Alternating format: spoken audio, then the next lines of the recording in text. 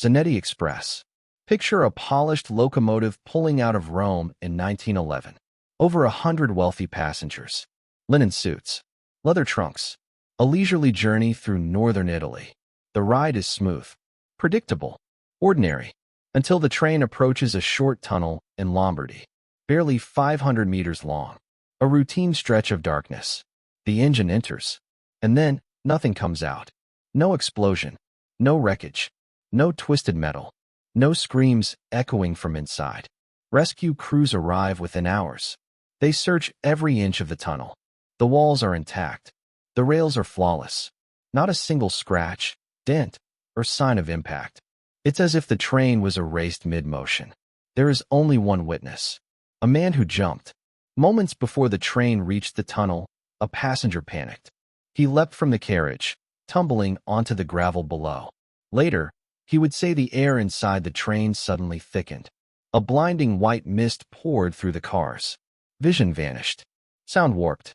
Direction lost all meaning. Then darkness. When he came to, the tunnel stood silent. The train was gone.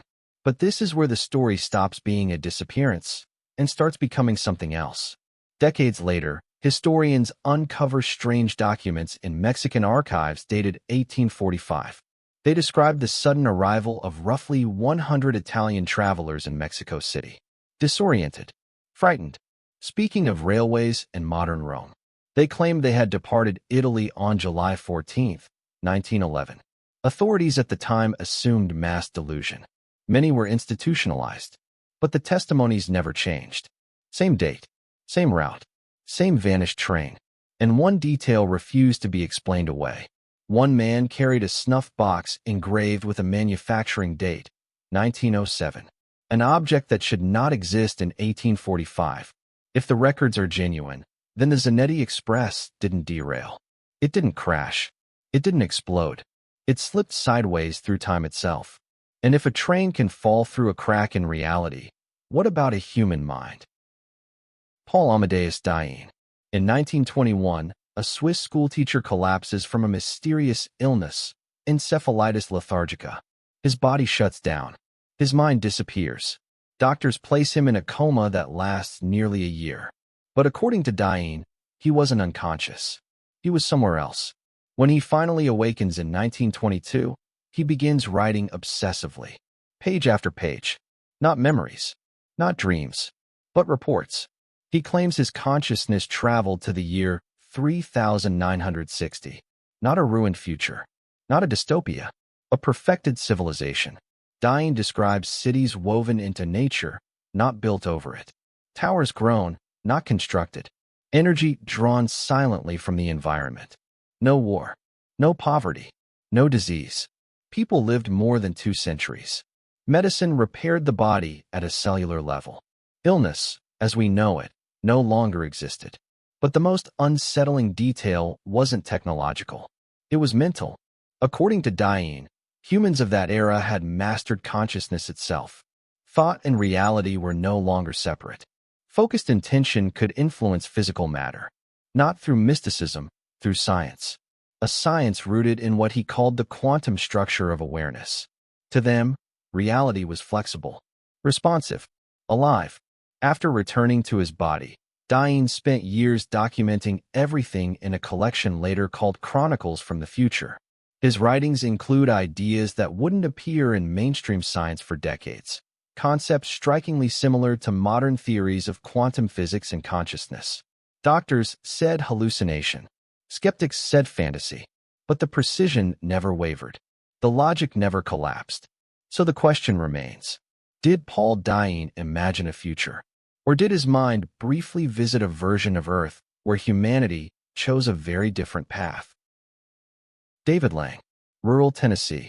1880. A quiet afternoon beneath an open sky. David Lang steps out into his own field. His wife watches from the porch. His children play nearby. 2 neighbors stand only yards away. Nothing unusual. Nothing strange. Lang takes a single step forward and vanishes. No flash. No sound. No wind. One moment he's midstride. The next, empty air. The witnesses rush forward, calling his name, convinced he must have fallen into a hole. but the ground is solid, untouched, unbroken. Then they notice something else. Right where Lang disappeared, the grass refuses to grow. A perfect circle forms in the soil, dead, colorless, as if the land itself was scarred. Year after year, they try to replant it. Nothing takes root. The circle remains, unchanged, long after the man is gone. But the field doesn't stay silent. Weeks later, then months, Lang's family begins to hear something coming from that exact spot. A voice, faint, hollow, calling out. David's voice. He sounds distant, confused, afraid. He says he doesn't know where he is. He begs for help. Multiple people hear it. Neighbors, friends, always from the same barren circle in the grass. No one ever sees him. Some researchers believe that spot marked a temporary rupture in reality, a thin place where dimensions overlapped, a boundary where the rules of space briefly failed. If that's true, Lang may not have been erased. He may have been displaced, trapped in a space pressed tightly against our own, close enough to be heard, but never reached. The idea that a man could spend months calling to his family from just beyond reality turns this mystery into something far darker than a disappearance. And it raises a terrifying possibility. What if portals don't open in secret labs or distant galaxies? What if they appear in open fields, on quiet roads, in ordinary places, without warning? Looking across these cases, a pattern begins to emerge. Normal people, everyday moments. Then suddenly, a fracture. Time bends. Space misbehaves. Reality glitches. Maybe these aren't isolated stories. Maybe they're symptoms. If the universe has weak points, places where timelines overlap or dimensions brush against each other, then stability itself may be an illusion. And if that's true, the question isn't whether people have slipped through reality. It's how many never came back, and how many of us might already be living in a version of the world we didn't start in. Hoya Verde. Deep in the Brazilian wilderness, far from railways and cities, a small village lived much as it always had. 600 people, generations of families, a rhythm shaped by sunrise, soil, and shared meals. Then, in 1923, the village stopped existing. A traveling merchant arrived expecting trade and conversation. Instead, he found silence. Streets empty, homes unlocked, no smoke from cooking fires, no voices, no movement. Inside the houses, time appeared to have frozen mid-moment. Meals sat on tables, half-eaten, coffee cups still warm to the touch. Children's toys lay where they had been dropped, as if playtime had simply ended. The deeper the merchant walked, the worse it became. There were no people, no dogs, no livestock, no birds in the trees. Even the insects were gone. The silence wasn't peaceful. It was absolute. The kind of quiet that feels wrong, broken only by the sound of his own footsteps echoing through a place that should have been alive. At the center of the village, investigators later found something that made the air feel heavier. A wooden sign. For words, carved in large letters. There is no salvation. Authorities searched for weeks. They scoured the surrounding jungle, questioned neighboring communities, looked for signs of violence, disease, or forced evacuation. They found nothing. No blood, no packed belongings, no trails leading away from the village. Hoya Verde hadn't been abandoned. It had been removed. And inside several homes, investigators discovered objects that didn't belong to any known tradition. Books written in languages no one could identify. Strange geometric symbols carved into walls and furniture. Ritual-like arrangements placed with deliberate precision. These weren't random decorations. They looked instructional. Some researchers believe the villagers were experimenting with something far more dangerous than belief or folklore. Knowledge about the structure of reality itself. The boundaries between worlds. What if Hoya Verde didn't vanish by accident? What if it left on purpose? The synchronized disappearance suggests planning, coordination, a collective decision. Perhaps the villagers learned how to open a doorway, not just for one person, but for an entire community. And the message? There is no salvation. Maybe it wasn't a warning to outsiders. Maybe it was a farewell. If an entire village can step out of our reality in a single moment, the question isn't where they went. It's how many other places may have already followed them. Rudolph Fentz, New York City, 1950. The chaos of Times Square at full speed. Neon lights, blasting horns, crowds surging in every direction. In the middle of it all, a man stumbles into traffic. A taxi strikes him. He collapses, unconscious. At first, police assume it's a routine accident. Another victim overwhelmed by the city. But when they check his pockets, the case instantly breaks reality. The man's name, according to his identification, is Rudolph Fentz. His clothing looks straight out of the 1800s. Not vintage, not worn, perfectly preserved, as if it had been tailored yesterday. Inside his wallet, officers find money that hasn't been printed in decades. Old coins, old bills, all of them crisp and used, untouched by time. Then comes the most impossible detail. His ID lists his birth year as 1846. That would make him more than 100 years old. But the man on the pavement looks barely 30. No signs of age, no frailty, no evidence his body had lived even half that long. Police dig deeper, convinced there must be a hoax. Instead, they find a missing persons report from 1876. A 29-year-old man named Rudolph Fentz vanished during an evening walk. Never returned. Never explained. The description matches the accident victim exactly. Same height. Same facial features. Same scars. The investigation continues. A phone book from 1939 lists a Rudolph Fentz Jr. When contacted, he confirms his father disappeared in 1876 and was never found. Then he provides a photograph. The image is identical to the man killed in Times Square. No aging. No differences. As if the photo and the body were separated by minutes, not 74 years. If this evidence is genuine, Rudolph Fentz didn't die in 1876. He skipped forward in time. One moment, a quiet street lit by gas lamps. The next, a city exploding with light, noise, and motion beyond comprehension. Cars instead of horses.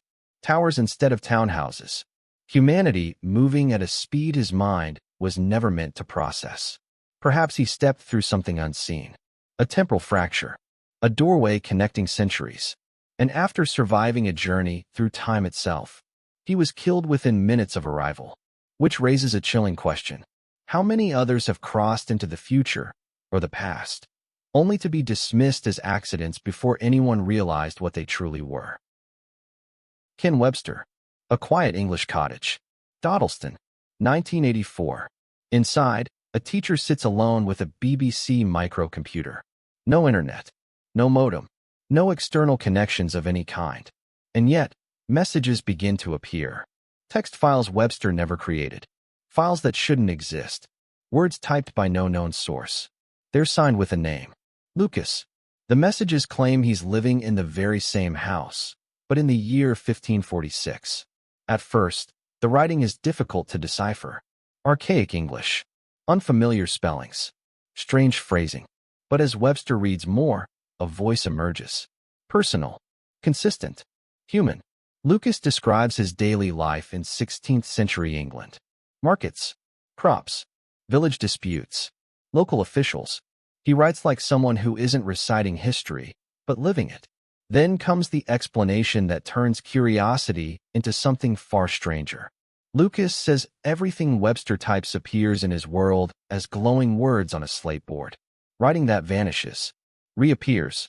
Writing his neighbors believe is witchcraft.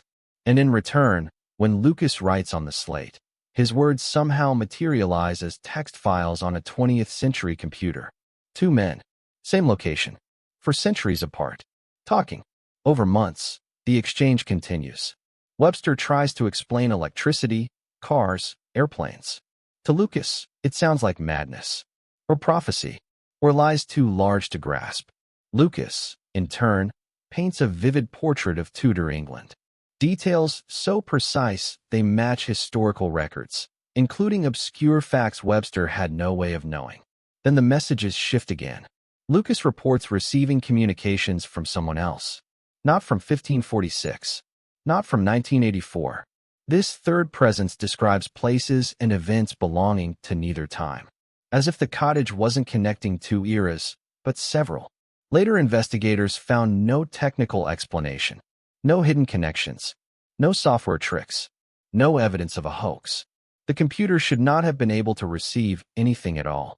Some researchers believe the cottage itself sat on a fracture in time, a geographic weak point where centuries overlap, a place where past, present, and perhaps even future bleed into one another. If that's true, then time may not be a straight line. It may be layered, and in certain places, thin enough to speak through. Sergey Ponomarenko, Kiev, 2006. A crowded street in the middle of the day. Police notice a man standing still while the city rushes around him. He looks lost, disoriented, out of place. His clothes tell the first story. They belong to the 1950s. In his hands is an old camera. Metal. Heavy. The kind no one has used in decades. When officers ask for identification, he hands them a Soviet passport, issued in 1956. The name reads Sergey Ponomarenko. According to the document, he was born in 1932. That would make him 74 years old. But the man standing in front of them looks 25. And the photograph in the passport? A perfect match. Sergey insists he's from 1958. He says he was photographing the streets of Kiev when he saw something in the sky. A silver object. Smooth. Silent. Not an aircraft he recognized. He raised his camera. Took a photo. Then came a blinding flash of light. He remembers nothing after that, until he woke up in what seemed like the same city, only wrong. Buildings taller. Streets unfamiliar. People dressed like strangers from another world. Police developed the film from his camera. The images stop everyone cold. The photographs show Kiev exactly as it looked in the 1950s. Structures long demolished. Landmarks altered beyond recognition decades earlier. Details so precise they match historical records down to the smallest features. One image shows the silver object. It doesn't resemble any known aircraft from that period. Then the final piece emerges. In police archives, investigators uncover a missing persons report dated 1958. Filed by a young woman. Her fiancé never returned from a photography trip. His name was Sergey Ponomarenko. The description, the photograph, the personal details, all identical. Experts examine the evidence. The clothing is authentic. The camera, the film, the passport paper, all period correct. No modern materials. No signs of forgery. If Sergey was lying, he would have needed access to resources and historical precision bordering on impossible. If he wasn't, then something else took him. Perhaps encounters with unidentified objects aren't just sightings. Perhaps they're interactions. Moments where technology, or something beyond it, disrupts time itself. Because imagine the horror of his situation. One moment, you're engaged, planning a future. The next, everyone you love is gone. And the world you knew has aged half a century without you. If Sergey's story is true, then time travel isn't just theoretical. It's traumatic. Webster, Germany, 1851. A man appears with a story no map can support. Authorities first encounter him in Frankfurt and nearby towns. He gives his name calmly, Webster, and then he says where he's from. A country called Laxaria, on a continent named Sakria. The problem is immediate. Neither place exists. Not on any chart. Not in any record. Not in any known history of Earth. He speaks broken German, but his native language confounds everyone who hears it. Linguists can't place it. It doesn't belong to any known language family. It doesn't resemble anything spoken in Europe, Asia, or beyond. His clothing only deepens the mystery. The materials are unfamiliar. The cuts don't match any regional tradition. This isn't foreign fashion. It's wrong, as if it evolved somewhere else entirely. During questioning, Webster remains consistent. Calm. Certain. He describes Laxaria in detail. Its cities. Its trade routes. Its political system. A stable kingdom ruled by a benevolent monarch. He speaks with the casual confidence of someone describing their hometown. Then officials show him a map of Europe. He studies it carefully, frowns, and points. According to him, Laxaria should be right where Germany is. But in his world, Germany doesn't exist. The German states, the borders, the history, all of it is wrong. Replaced, in his reality, by his homeland. When asked how he arrived, his answer is unsettlingly familiar. He was walking through a forest when a brilliant light surrounded him. Blinding, overwhelming. Then suddenly, the world changed. Same ground beneath his feet, different reality above it. What troubles investigators most is his knowledge. Voren understands scientific and geographical concepts that seem far ahead of the mid-19th century. Not guesses, not theories, structured ideas that suggest a far more advanced education. Then he adds one final detail. He claims he originally comes from the year 2083, not just another world, another time. If true, he wasn't merely displaced across dimensions, but across centuries as well. A double dislocation that could explain his confusion, his knowledge, and his impossible origin. And then, just as abruptly as he arrived, Voren disappears. Guards insist his room was secured. No doors opened. No windows broken. No explanation for his escape. Some believe he found a way back to his reality. Others think whatever brought him here came back to retrieve him. But if his story is true, then our world isn't just connected to other timelines. It's brushing up against entirely different versions of Earth itself.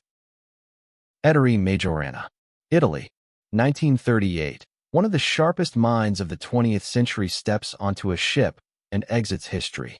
Majorana wasn't just a physicist. He was a phenomenon, a man whose grasp of quantum mechanics stunned even the greatest scientists of his era. Colleagues said he could solve equations in his head that took others days to calculate on paper. On March 27th, he boarded a ferry traveling from Palermo to Naples. He never arrived. Search teams combed the coastline. The Mediterranean was dragged and scanned. Nothing surfaced. No body. No luggage. No sign of struggle. It was as if Majorana had dissolved somewhere between ports. For years, the case remained frozen in mystery. Then, 17 years later, everything shifted. A photograph emerged from Argentina. The man in the image looked exactly like Ettore Majorana. Not similar. Not reminiscent. Identical. Forensic analysts examined the facial structure, bone alignment, proportions. The matches were too precise to dismiss. And the most disturbing detail of all, the man hadn't aged. Not a single year. Former colleagues weren't shocked. In fact, they revealed something chilling. In the months before his disappearance, Majorana had been making strange, guarded remarks. He hinted that he was close to a discovery that would fundamentally change the world. Something irreversible. Some believe that discovery involved time itself. If Majorana had cracked the mechanics of temporal displacement, his disappearance suddenly makes sense. He may not have died in 1938. He may have stepped out of that year entirely. The photograph from Argentina dates to the mid-1950s. 17 years later for the world. But perhaps only moments for him. The timing raises darker questions. Majorana vanished just months before World War II. A conflict where scientific breakthroughs became weapons. Perhaps he understood what his discovery could become if placed in the wrong hands. Maybe leaving was an act of responsibility. Or perhaps something else noticed him. If time travel threatens the stability of reality, it's possible Majorana's work attracted attention, not from governments, but from forces invested in preserving the timeline itself. Intervention, containment, removal. Whether he escaped the world or was taken from it, Ettore Majorana remains missing. And if a man who understood the quantum foundations of reality chose to disappear, what did he see coming that terrified him enough to step outside of time itself? Edward, 2018, The Digital Age. And a man appears online claiming something that shouldn't be possible anymore. He calls himself Edward. No last name. No traceable history. And he says he's a time traveler. Not a lone inventor. Not an accident. A government asset. According to Edward, a classified program succeeded where science fiction failed. Using advanced quantum computing, they learned how to send people forward through time. Not backward, only ahead. A built-in safeguard, he says. You can't return to a past that doesn't have the technology to bring you home. Then he shows the evidence. A photograph. Edward claims it was taken during a mission to the year 5000. The image shows Los Angeles, or what's left of it. The city is submerged beneath vast ocean waters. Skyscrapers pierce the surface, supported by massive pillars rising from below. Familiar landmarks are warped into something alien. A city drowned, but still alive. He describes a future shaped by catastrophe. Rising seas that never receded. Humanity forced to adapt instead of retreat. Cities rebuilt upward. Floating communities. Transportation by air and water. Dry land treated as a rare and priceless resource. This isn't a ruined world. It's a transformed one. But Edward's warnings are what unsettle people most. He says time travel comes at a cost. Radiation exposure. Accumulated damage. Each journey weakens the body. No one can travel endlessly.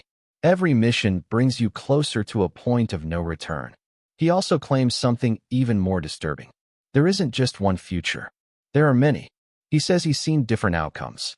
Different Earths branching from different decisions.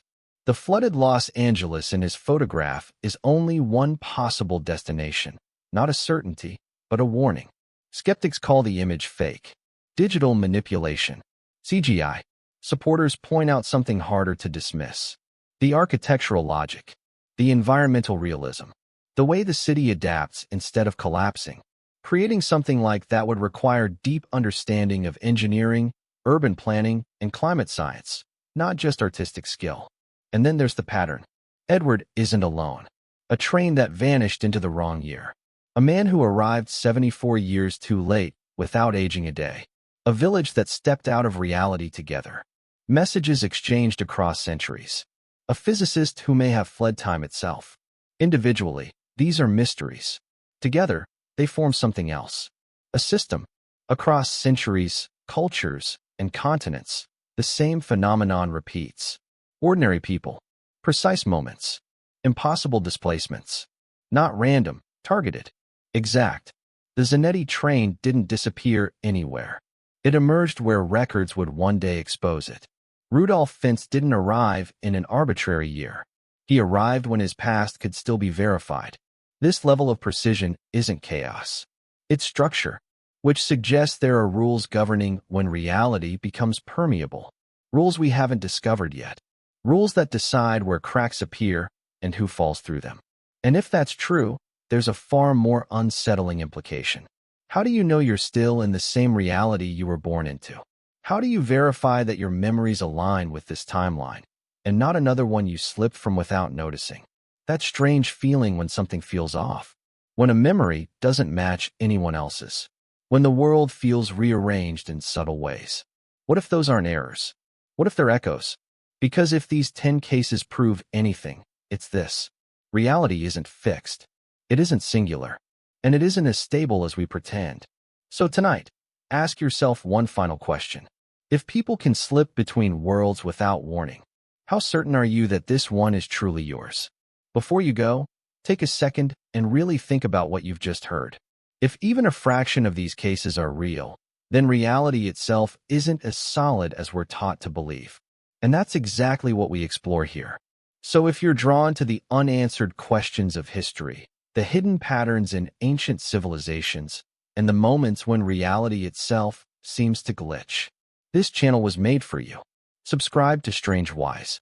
New videos dig into time anomalies, lost knowledge, forbidden discoveries, and the mysteries that official history can't explain.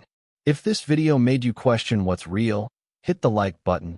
It tells the algorithm you want more content like this. And comment below, which case disturbed you the most and why? Because the more we question reality, the closer we get to understanding it.